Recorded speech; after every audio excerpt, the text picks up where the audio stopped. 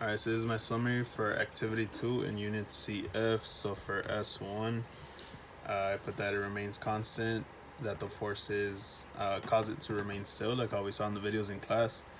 For B, it stays still in place. It has no acceleration unless there's a force acting on it.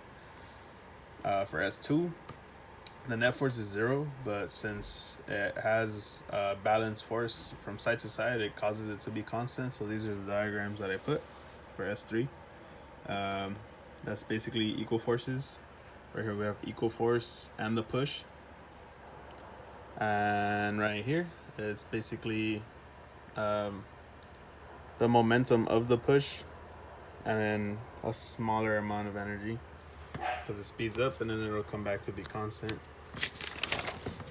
For S4 for the students, I kind of have both the same concerns with how they were saying that since there is balanced forces, it's basically at rest or whatever.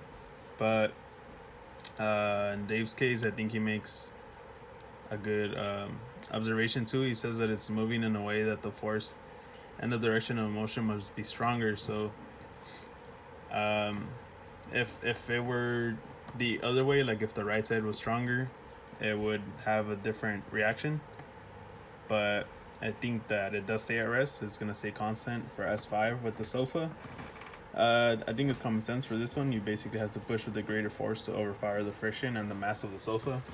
And then for B, you're gonna continue pushing with the greater force. Basically, little diagram right here: friction acting on the sofa, and the force you were gonna need. So basic point, you would push with the greater force is basically to push it with ease. It'll move in a constant velocity instead of you struggling with it.